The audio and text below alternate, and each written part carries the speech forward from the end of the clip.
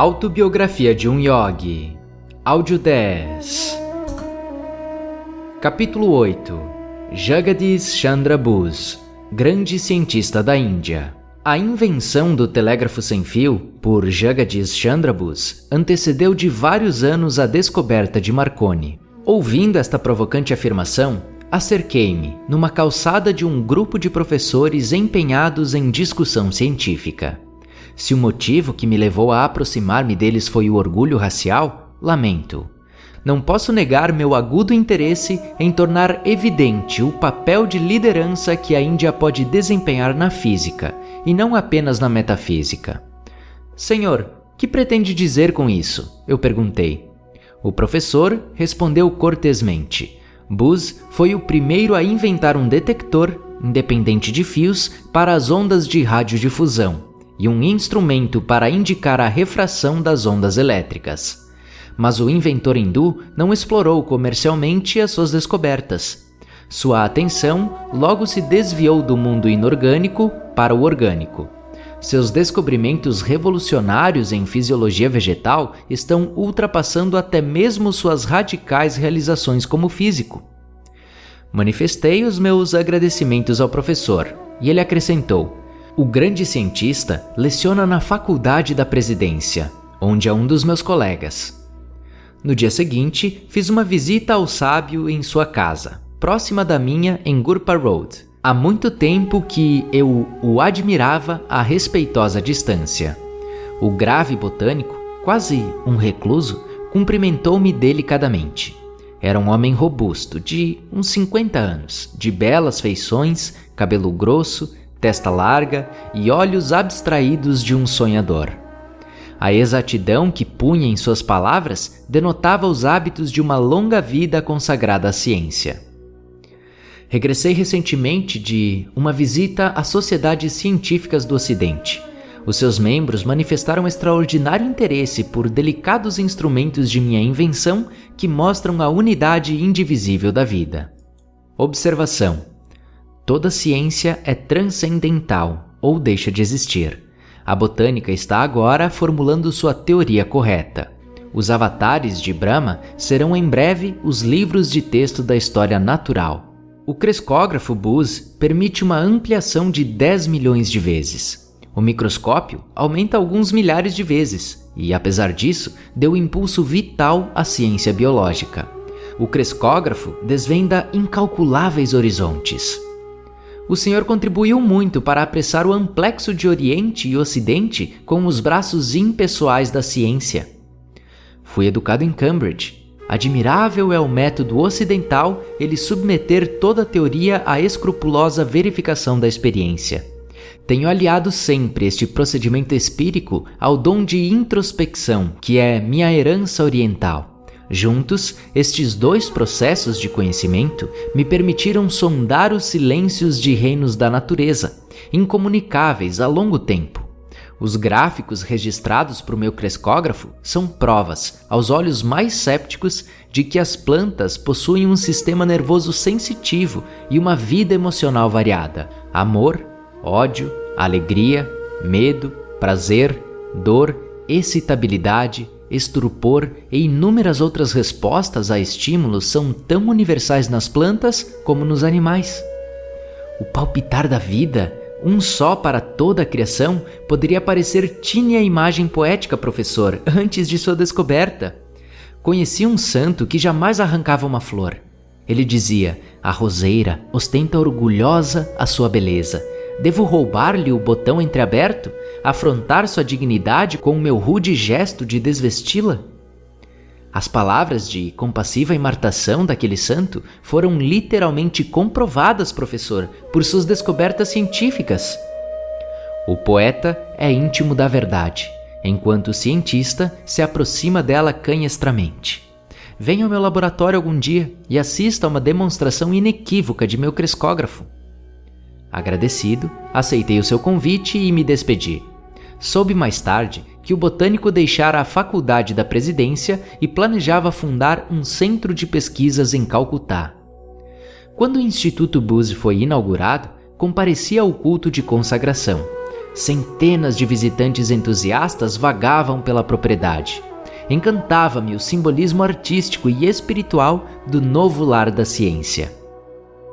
Seu portão de entrada é uma relíquia centenária trazida de um santuário distante, tendo à frente um tanque de lótus. Uma escultura feminina com uma tocha simboliza o respeito hindu pela mulher como a imortal portadora de luz. Sobre lótus. A flor de lótus é um símbolo divino, de grande antiguidade na Índia. Suas pétalas, ao desabrochar, sugerem a expansão da alma. Um pequeno templo num jardim é consagrado ao númeno, existente por trás e além de todos os fenômenos. A ausência de qualquer imagem no tiltar sugere a ideia da divindade incorpórea. O discurso de Bose nessa festividade poderia ter sido proferido pelos lábios inspirados de um dos antigos rishis. Abre aspas. Consagro hoje este instituto, não simplesmente como um laboratório, mas como um templo. Fecha aspas.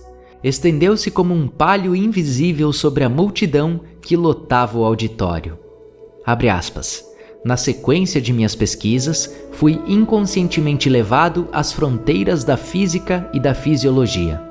Para meu assombro, descobri que as linhas limítrofes se desvaneciam e pontos de contato emergiam entre os reinos do vivo e do não vivo. A matéria inorgânica era percebida como algo não inerte, vibrava intensamente sob a ação de forças numerosas. Abre aspas. Uma reação universal parecia colocar o metal, a planta e o animal sob a mesma lei. Todos exibiam essencialmente os mesmos fenômenos de fadiga e depressão, com possibilidades de recuperação e de exaltação, bem como a permanente falta de resposta que se associa à morte. Cheio de temor reverente diante desta generalização estupenda, foi com grandes esperanças que anunciei minhas descobertas ante a Royal Society. Descobertas comprovadas por experimentos. Os fisiologistas presentes, porém, me aconselharam a limitar minhas pesquisas ao campo da física, onde reconheciam meu sucesso, em vez de invadir os seus reinos em conserva. Eu me extraviara inadvertidamente num sistema de castas dos menos conhecidos e ofendera sua etiqueta. Abre aspas. Um inconsciente preconceito teológico apresentou-se também, o que confunde ignorância com fé. Frequentemente se ouvida que Deus, se nos cercou deste perene mistério evolutivo da criação, implantou em nós também o desejo de perguntar e de entender. Incompreendido pelos outros durante muitos anos, vim a saber que a vida de um devoto e ciência está inevitavelmente repleta de esforços intermináveis. Cabe a ele fazer o lance de sua vida como ardente oferenda, encarando perda e ganho, sucesso e fracasso, como um só evento. Abre aspas. Com o tempo, as mais adiantadas sociedades científicas do mundo aceitaram minhas teorias e descobertas e reconheceram a importância da contribuição da Índia à ciência. Observação. Acreditamos que nenhum departamento de estudo, particularmente o de humanidades, em qualquer universidade importante, pode estar completamente equipado sem um especialista conhecedor dos aspectos índices de sua disciplina. Acreditamos também que toda faculdade, objetivando preparar seus bacharéis para um trabalho inteligente no mundo em que deverão viver, deve ter entre seus catedráticos um erudito competente em civilização da Índia. Pode alguma coisa pequenina ou circunscrita satisfazer para sempre a mente da Índia? Unindo sua tradição perenemente viva a um poder vital de rejuvenescimento, nosso país se readaptou a si mesmo, através de incontáveis transformações. Hindus sempre surgiram que, desprezando o imediato e absorvente prêmio da hora que passa, buscaram a realização dos mais altos ideais da vida, não através da renúncia passiva, mas pelo esforço ativo. Os débeis, que recusaram o combate, nada adquiriram, porque a nada renunciaram. Só quem lutou e venceu pode enriquecer o mundo, oferecendo generosamente os frutos de sua experiência vitoriosa. Abre aspas. O trabalho já realizado pelo Laboratório Buse sobre a sensibilidade mineral e as revelações inesperadas da vida vegetal desvendaram vastos setores de pesquisa em física, fisiologia, medicina, agricultura, até mesmo em psicologia. Problemas até aqui encarados como insolúveis são agora trazidos à esfera da investigação experimental. Abre aspas. Mas o grande triunfo não se obtém sem rigorosa exatidão. Daí, o extenso conjunto de instrumentos hipersensíveis e aparelhos projetados por mim, que exponho em seus estojos e caixas, no saguão do Instituto. Eles falam de esforços prolongados para ir além das aparências enganadoras e penetrar na realidade que permanece invisível. Do contínuo trabalho, cansaço, persistência, recursos invocados para transcender as limitações humanas. Todos os cientistas criadores sabem que o verdadeiro laboratório é a mente, onde, por trás das ilusões, eles descobrem as leis da verdade. Abre aspas. As conferências feitas aqui não serão meras repetições de conhecimentos já vulgarizados. Anunciarão novas descobertas, demonstradas pela primeira vez nestas salas. Através da publicação regular dos trabalhos do Instituto, essas contribuições indianas alcançarão o mundo inteiro, tornar-se-ão propriedade pública. Nenhuma patente será jamais requerida por nós. O espírito da cultura hindu exige que nos conservemos para sempre livres da profanação de utilizar o conhecimento apenas em benefício pessoal. Abre aspas. Além disso, desejo que as oportunidades oferecidas por este instituto sejam postas ao alcance, tanto quanto possível, de pesquisadores de todos os países. Quanto a isto, esforço-me para levar avante as tradições de meu país. Há 25 séculos atrás, a Índia acolhia, em suas antigas universidades de Nalanda e Taxila, estudiosos de todas as partes do mundo. Sobre as antigas universidades de Nalanda e Taxila. A cidade universitária de Taxila era o centro predileto de especialização procurado pelos estudiosos gregos da antiguidade. Muitos gregos passaram a morar na Índia e adotaram o hinduísmo ou o budismo, a doutrina da reencarnação de Pitágoras, indubitavelmente origem hindu. Disse que Platão, grande admirador da escola pitagórica, em viagem aos países asiáticos, visitou a Pérsia e demorou-se na Índia. Seu pensamento reflete a filosofia abânquia. Sua tese, a República, reafirma ideias hindus. Sua divisão da sociedade em corporações nada mais é do que o sistema de castas hindu. Max Miller sustentou a surpreendente semelhança entre a linguagem de Pyarão e a dos Upanishads. Plotino revela grande influência sobre o pensamento Shānkya e da concepção budista Nirvārya. As fábulas de Esopo são a versão grega das histórias do Patchatantra, a mais velha coleção de fábulas e contos folclóricos da Índia, levada a terras distantes por marinheiros e mercadores. As Mil e Uma Noites e Simbad, o Marujo, são versões árabes das histórias maravilhosas hindus. No ano de 60 da era cristã, estudiosos chineses iam aprender na famosa Universidade de Nalanda, em Bengala, além de medicina, ciência farmacêutica, astronomia, também pintura, música e artesanato. Templos do Antigo México estão construídos segundo os modelos hindus. A mais antiga poesia do Peru traz em cada página o sinete do Ramayana. Abre aspas. Embora a ciência não seja nem do Oriente nem do Ocidente, mas internacional em sua universalidade, a Índia está especialmente capacitada para fazer grandes contribuições. Observação: a estrutura atômica da matéria era bem conhecida dos antigos indianos.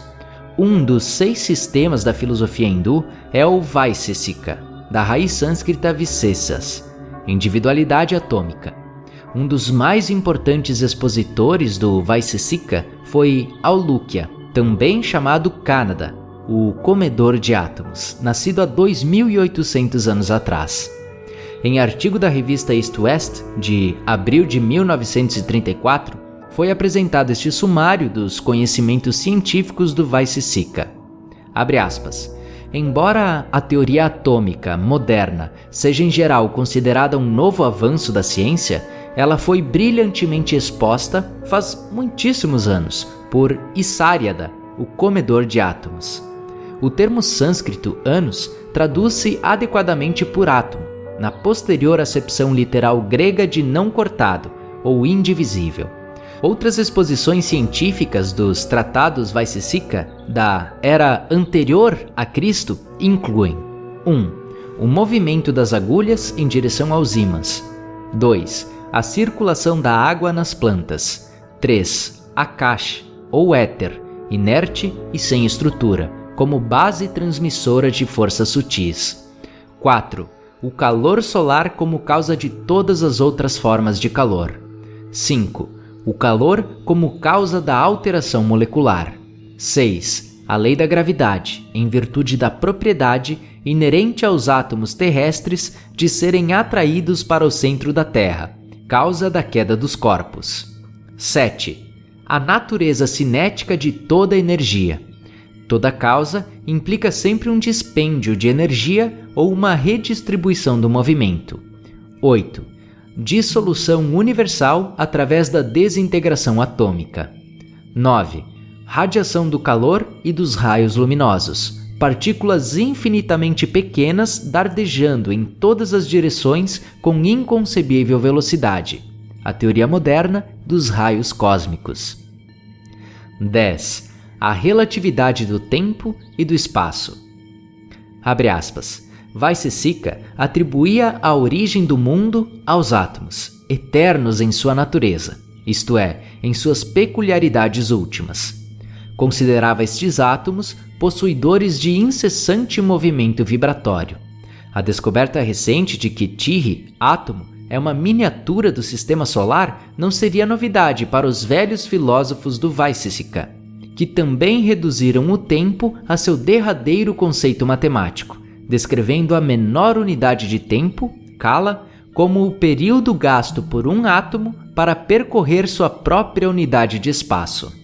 A ardente imaginação hindu, que pode, de um conjunto de fatos aparentemente contraditórios, extrair uma nova ordem, sujeita-se a freio e exame, pelo hábito da concentração. Mas esta restrição confere à mente o poder de manter-se na busca da verdade com infinita paciência. Fecha aspas. Lágrimas marejavam de meus olhos as últimas palavras do cientista. Não é paciência, de certo, um sinônimo da Índia, confundindo igualmente o tempo e os historiadores? Visitei o centro de pesquisas outra vez, logo após o dia da inauguração. O grande botânico, fiel à sua promessa, recebeu-me em seu tranquilo laboratório. Ligarei o crescógrafo a esta avenca. A ampliação é tremenda. Se o rastejar de um caracol fosse ampliado na mesma proporção, o animalzinho pareceria estar viajando com a velocidade de um trem expresso. O meu olhar fixou-se avidamente na tela que refletia a sombra ampliada da avenca. Diminutos movimentos de vida eram agora claramente perceptíveis. A planta estava crescendo muito devagar ante meus olhos fascinados. O cientista tocou a extremidade da avenca com uma vareta de metal. A pantomina que se desenvolvia culminou numa parada brusca, reencetando seus eloquentes ritmos quando a vareta foi retirada. Você viu como uma leve interferência exterior é prejudicial a estes tecidos sensíveis? Comentou Buzz. Observe, agora administrarei clorofórmio e a seguir um antídoto. O clorofórmio deteve o crescimento. O antídoto o fez reviver. Os movimentos evolutivos presenciados na tela me arrebatavam mais do que o enredo de um filme. Meu companheiro, aqui no papel de vilão, introduziu um instrumento aguçado numa parte da avenca. A dor manifestou-se por agitações espasmódicas. Quando ele passou uma navalha transversalmente pela haste, a sombra agitou-se com violência, e em seguida se aquietou. Ponto final da morte. Cloroformizando antecipadamente uma árvore gigantesca, consegui uma transplantação de grande sucesso. Normalmente, esses monarcas da floresta morrem muito depressa depois de seu transplante. Jagadish sorria, feliz, ao narrar a operação para salvar uma vida. Os gráficos de meus delicados aparelhos provaram que as árvores têm um sistema circulatório. Os movimentos da seiva correspondem à pressão do sangue no corpo dos animais. A ascensão da seiva não é explicável pelas teorias mecânicas mais avançadas, como por exemplo a da atração capilar. O problema foi solucionado pelo crescógrafo, que revelou a atividade das células vivas. Ondas peristúlticas irradiam-se de um tubo cilíndrico que se estende ao longo da árvore e serve de verdadeiro coração. Quanto mais nosso conhecimento se aprofunda, mais admirável é a prova de que um plano uniforme liga uma forma a todas as outras na natureza multiforme. O grande cientista indicou outro instrumento de sua invenção. Mostrar-lhe-ei experimentos com um pedaço de estanho. A força vital nos metais responde adversa ou favoravelmente aos estímulos. Marcas de tinta registrarão as várias reações. Profundamente absorvido, observei o gráfico que registrava as ondas características da estrutura atômica. Quando o professor aplicou o clorofórmio ao metal, a escrita vibratória no gráfico parou. Recomeçou à medida que o estanho voltava lentamente a seu estado normal. Meu companheiro ministrou-lhe um veneno químico. Simultaneamente com o último tremor do estanho, a agulha, de maneira dramática, escreveu no gráfico a notícia da morte. Os instrumentos de Bose demonstraram que os metais como, por exemplo, o aço, usado em tesouras e maquinário, estão sujeitos à fadiga e recuperam eficiência com repousos periódicos. A pulsação da vida nos metais sofre lesões sérias ou então é extinta quando são eles sujeitos a correntes elétricas ou a forte compressão. Circunvaguei o olhar pelas numerosas invenções, testemunhos eloquentes de uma engenhosidade infatigável. Senhor, é lamentável que o desenvolvimento da agricultura em grande escala não seja acelerado pelo uso mais amplo de seus maravilhosos aparelhos. Não seria possível empregar alguns deles em rápidos experimentos de laboratório para indicar a influência de vários tipos de fertilizantes no crescimento dos vegetais? Perfeitamente. Inúmeras aplicações terão os instrumentos Bose quando usados pelas gerações futuras. Raras vezes o cientista conhece a gratidão de seus contemporâneos. Basta-lhe possuir a alegria do serviço criador.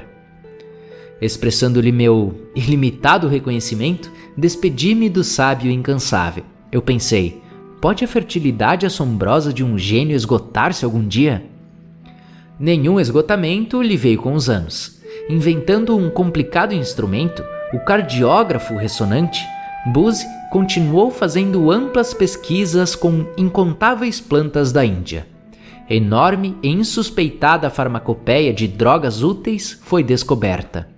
O cardiógrafo, construído com precisão infalível, permitindo indicar num gráfico 1/100º de segundo, mede pulsações infinitesimais na estrutura de plantas, animais e homens. O grande botânico predisse que o uso de seu cardiógrafo levará à vivissecção em plantas em vez de animais. Ministrado simultaneamente a uma planta e um animal, um remédio apresenta, segundo demonstram os registros paralelos, uma espantosa unanimidade de efeitos, assinalou ele. Tudo o que existe no homem foi prefigurado na planta. Experimentos com os vegetais contribuirão para diminuir o sofrimento de animais e de homens. Anos mais tarde, as descobertas botânicas de Bose foram referendadas por outros cientistas. O New York Times assim noticiou um trabalho realizado em 1938 na Universidade de Colômbia. Abre aspas. Comprovou-se, durante os últimos anos, que se produzem minúsculos impulsos elétricos quando os nervos transmitem mensagens entre o cérebro e outras partes do corpo. Estes impulsos foram medidos por delicados galvanômetros e aumentados milhões de vezes por modernos aparelhos amplificadores.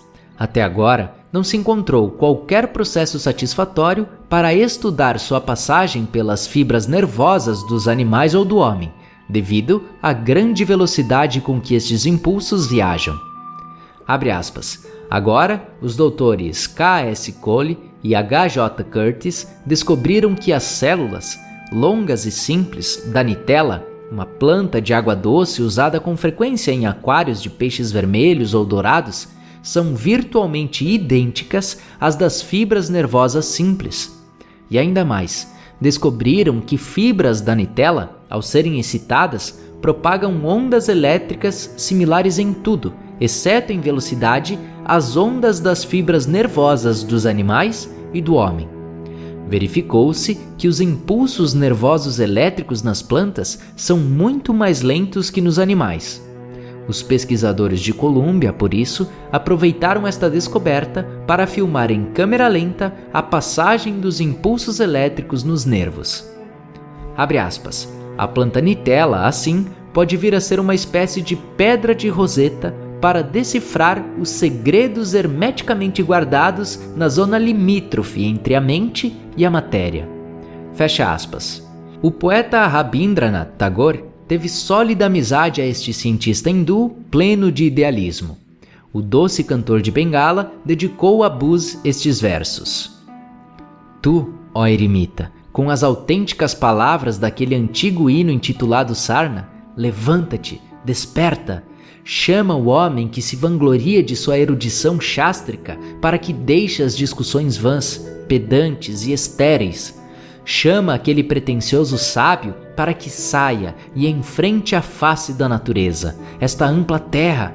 Envia este chamado a teus cenáculos de cientistas. Juntos, em torno ao sacrifício do fogo, que todos se aglomerem. Assim também nossa Índia, nossa antiquíssima terra, ao íntimo de si mesma, volte. Outra vez regresse ao trabalho persistente, ao dever e à devoção, a seu transe de séria meditação. Que ela ocupe de novo, imperturbável, sem avareza, indiscutível, pura, mais uma vez, seu assento e pedestal excelsos, mestra de todos os povos. Observação. O hino intitulado Sama, que se menciona no poema de Tagore, é um dos 4 Vedas. Os outros 3 são o Rig, o Yajur e o Atharva. Os textos sagrados expõem a natureza de Brahma, Deus, o Criador, cuja expressão em cada homem denomina-se Atma, alma. A raiz verbal de Brahma é Bri, expandir, que encerra o conceito védico do divino poder de crescimento espontâneo ou da irrupção em atividade criadora. O cosmos, como a teia de aranha, diz-se que envolve, Vikuruti, para fora do ser divino. Tudo o que importa aos Vedas é a fusão consciente de Atma com Brahma, da alma com o espírito. A Vedanta, sumário dos Vedas, inspirou muitos dos grandes pensadores do Ocidente. O historiador francês Victor Cousin disse: quando lemos com atenção os monumentos filosóficos do Oriente, sobretudo os da Índia, descobrimos neles muitas verdades tão profundas que somos obrigados a dobrar o joelho ante a filosofia do Oriente e a ver neste berço da raça humana a terra nativa da mais alta filosofia. Schlegel observou: mesmo a mais elevada filosofia europeia, o idealismo de razão proclamado pelos filósofos gregos parece, em comparação com a vida abundante e o vigor do idealismo oriental, uma débil centelha de Prometeu perante um dilúvio de luz solar. Na imensa literatura da Índia, os Vedas, raiz Vid, conhecer, são os únicos textos aos quais não se atribui autor. O Rig Veda assinala uma origem divina para os hinos e nos informa que eles são a herança de antiquíssimos tempos revestida de linguagem nova. Disse que os Vedas, revelações divinas feitas aos rishis ou videntes através das eras, possuem nityatva, finalidade intemporal. Os Vedas, revelados por meio do som, foram diretamente ouvidos, shruti, pelos rishis.